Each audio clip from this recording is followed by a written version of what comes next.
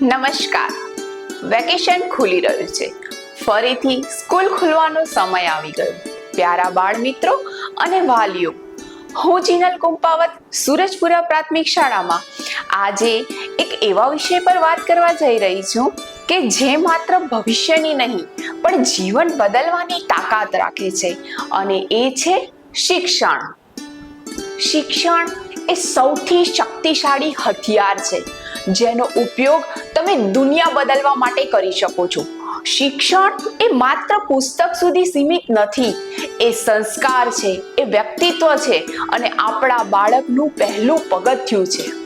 જ્યાં કલમને પાંજર ખુલે છે, જ્યાં કલમને પાંજર ખુલે છે, ત્યાં સુખદ ભવિષ્યનું આંગણું ફૂલે છે.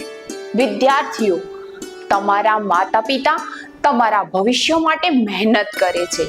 મારા પ્યારા બાળકો, તમારે પણ તમારા માતા પિતાના સપના પૂરા કરવા માટે મહેનત કરવી પડશે. તમારું લક્ષ્ય કોઈ પણ હોય, ડોક્ટર, કલેક્ટર, સંગીતકાર કે વૈજ્ઞાનિક કે પછી એન્જિનિયર, પણ એનું પ્રથમ પગથિયું છે પ્રાથમિક શિક્ષણ, અને જેની અવગણના ના કર્યા વગર એ શિક્ષણ આપણે મેળવવું જ જોઈએ. શિક્ષણ આપણને માત્ર પુસ્તકોની વાતો નથી શીખવતું, તે આપણને જીવન જીવતા શીખવે છે, વિચારતા શીખવે છે, સાચું ખોટું ને પારખતા શીખવે છે. પ્યારા બાળકો, શિક્ષણ એ આપણું સૌથી મોટું શસ્ત્ર છે. આપણે સપનું જોઈ શકીએ છીએ, પણ એ સપનાને સાકાર કરવા માટે શીખવું પડશે, મહેનત કરવી પડશે. આ સંદર્ભે વાલીઓને પણ હું એક વાત જરૂર કહીશ. ઘણા વાલીઓ કામમાં વ્યસ્ત હોય છે, પણ યાદ રાખો, બાળકની પહેલી શાળા તેનું ઘર છે. બાળકના પ્રશ્નોમાં, તેની રમતમાં, દરેક નાની નાની વાતોમાં શિક્ષણ છુપાયું છે. બાળકોના હાથમાં પુસ્તક નથી આપવાનું, આપણે તેના ભવિષ્યનું ભવિષ્ય આપવાનું છે.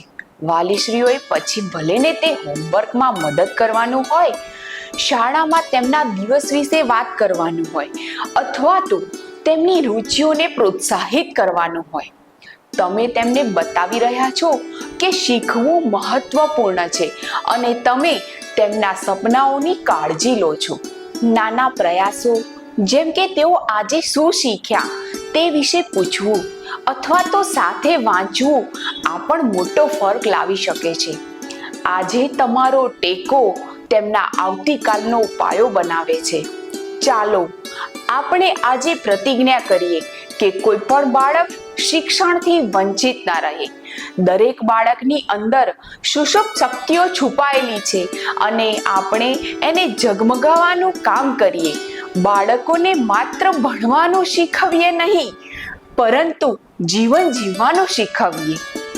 ભણો, લખો અને આગળ વધો. સપનાને સાકાર કરવાનું હવે શીખો. ધન્યવાદ.